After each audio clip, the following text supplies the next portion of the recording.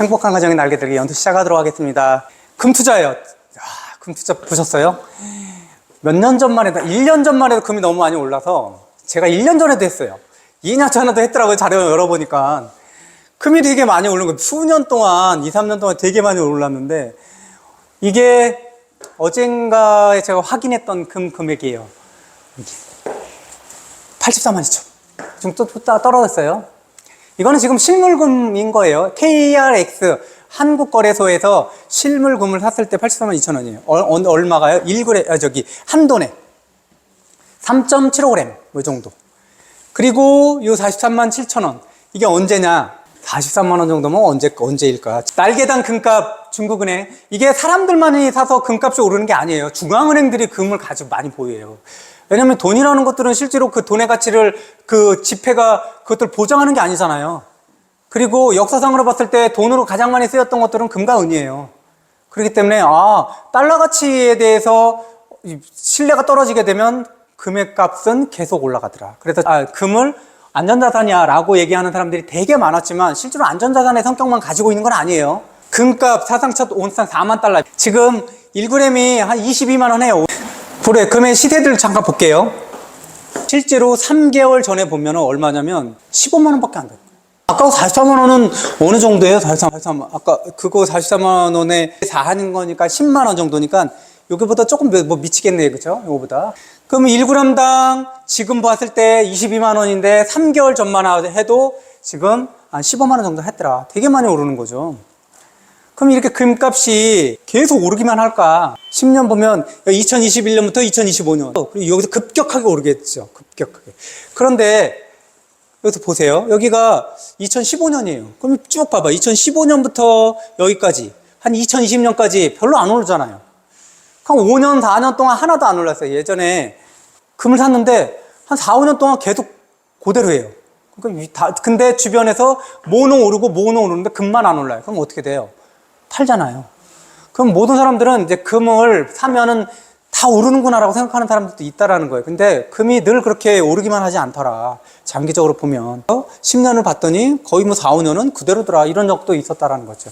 금값이 오르지 않는 것들에 대해서 견디지 못하는 게 왜냐하면 다른 자산이 오르게 되면 견디지 못하는 거죠. 그럼 기회비용으로 봐줬을 때 이거는 손실이 큰 거잖아요. 금에 내가 1억을 묻어뒀는데 다른 자산이 그냥 주식이 만약에 50% 올랐다 그러면 되게 그 상대적인 박탈감이 들잖아요.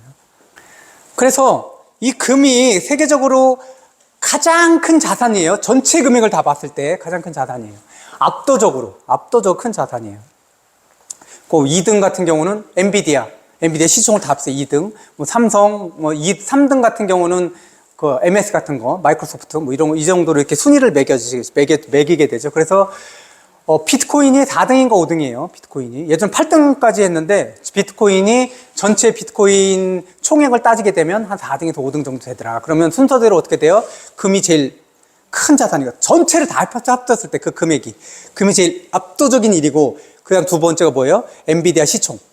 세 번째가 MS.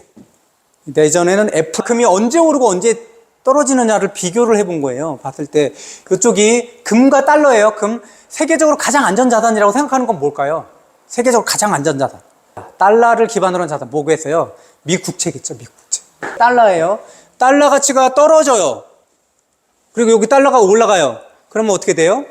달러가 떨어지면 여기 어떻게 돼요? 어떤 걸 읽을 수 있죠? 달러 가치가 떨어지면 금의 가치가 올라가는구나. 이 정도만 대충 이해하시면 돼요.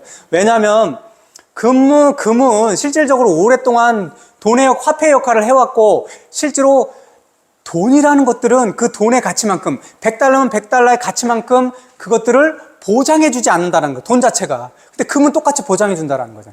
미국 달러의 가치가 떨어지면 떨어질수록 금의 가치는 올라갔더라. 역사적으로 봤을 때 금과 달러는 반대 포지션을 취하고 있더라. 근데 최근에 와서는 꼭 그렇지도 않아요. 금 가격이 올라가도 국채 미국 달러의 가치도 같이 올라가는 경우도 있다는 거죠. 그래서 예전에는 이렇게 달러에 대한 그러한 보상으로 금의 가치가 올라갔다면 지금은 투자 대상으로도 금이 어떤 역할을 하는구나라고 평가하는 사람들도 있어요.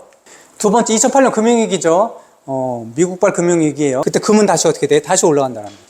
그래서 다시 달러의 가치가 올라가면 금의 가치는 떨어지더라. 그리고 반대 포지션을 취하더라. 그죠? 그거만 기억을 해 두시면 될 것 같아요. 언제인지는 그렇게 중요하지 않아요. 코로나19 그때 봤을 때 코로나19에서도 2020년, 2021년, 요때 이제 2020년 봤을 때 달러의 가치가 치솟으면 금의 가치는 떨어지더라. 거의 반대 포지션이죠. 반대 포지션. 뭐 이런 식으로 이해하시면 될 것 같은데 최근에는 꼭 그렇지 않다라는 것들. 그런데도 불구하고 달러의 가치가 떨어지면 금의 가치는 거의 오른다라고 생각할게요. 금 투자. 방법은 크게 세 가지예요. 첫 번째, KRX라는 거, 이게 한국거래소예요. 이제 한국거래소. 거기는 뭐 주식, 채권 뭐 다 거래할 수 있어요. KRX에 보면은 금시장이라는 게 있어요. 금시장. KRX에서 금을 사는 경우가 있고, 그 다음에 금통장이라고 들어봤죠? 금통장. 은행에서 거래해요. 은행에서. 금통장으로 금을 사는 경우가 있고, 금펀드라는 게 있어요. 펀드.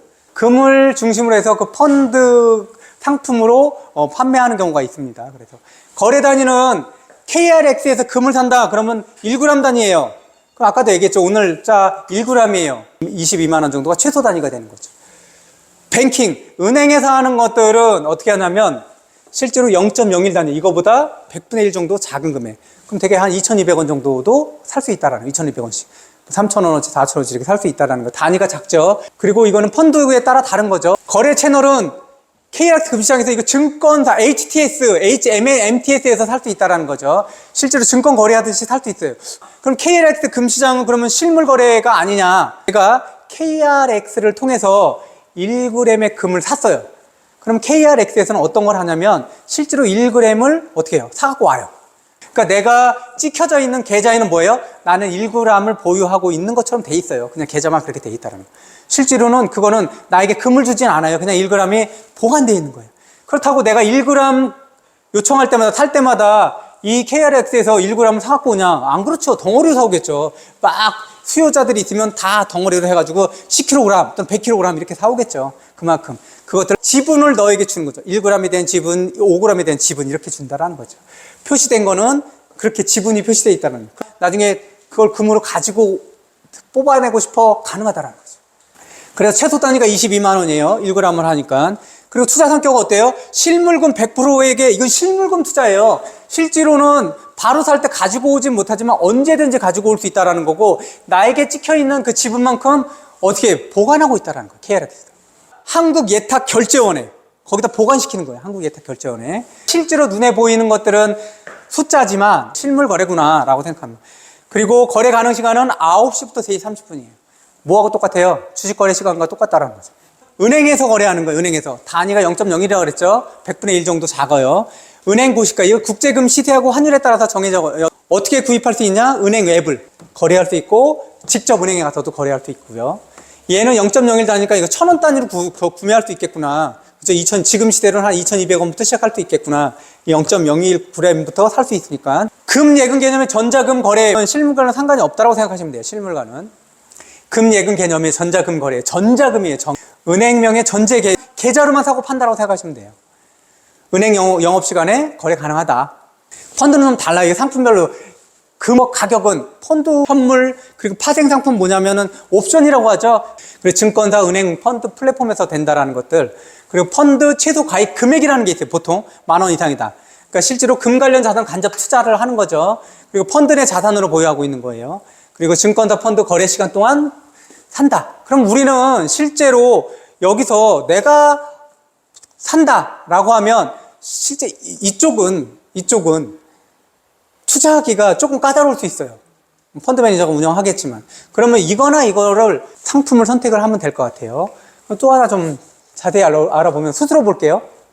증권사별로 0.15에서 0.3 내외 정도예요. 수수료. KRX 금시장. 골드뱅킹은 1% 내외예요. 그러면 어디가 더 싸요? 여기가 더 싸죠. 그렇죠? 펀드는 무조건 수수료가 제일 비싸구나라고 생각하면 돼요. 선취 수수료가 1%에서 1.5% 운용 보수도 있어. 그러면 2, 3%가 된다는 거잖아요. 그렇죠? 펀드가 제일 비싸구나. 보관 수수료 아까 여기서 어디서 보관한다고 그랬어요? 한국의 보관 수수료를 내는데 이게 일일 보관료가 0.0002예요. 그럼 1년 기준에도 그렇게 많지는 않은 거예요. 그죠? 그렇지만 보관 수수료 있다. 골드뱅킹은 보관하지 않을 거 없죠. 당연히 펀드 내 운영 보수에 포함되어 있고. 그 다음에 KRX에서 좋은 거는 뭐냐면 하나, 비과세더라. 근데 얘네들은 어떻게 돼요? 배당소득세를 15.4% 떼어간다는 거예요. 여기도요. 15.4% 떼어간다. 금현물 거래가 아니잖아요. 그죠? 금현물 거래가 아니기 때문에 실제로 저거는 그냥 투자 상품이다라고 생각하시면 될 것 같아요. 실물 인출 가능해요. 얘도 가능하지만 뭐예요? 일부 은행만 가능한 거예요. 안 되는 데도 되게 많아요. 그리고 얘는 불가능해요. 금펀드는. 실물이 100% 가능한 데는 KRX에 살 때만 그래요. 골드뱅킹에서 살 때는 실제로 가능한데 다 가능한 게 아니더라. 가능해요. 근데 100g, 1kg 단위예요. 100g, 1kg. 아까 1g 얼마라고 했어요? 22만 원이에요. 그럼 100g이면 얼마예요? 2,200만 원. 그 정도 기준이 돼야지 빼온다라는 거예요. 그럼 1kg 얼마예요?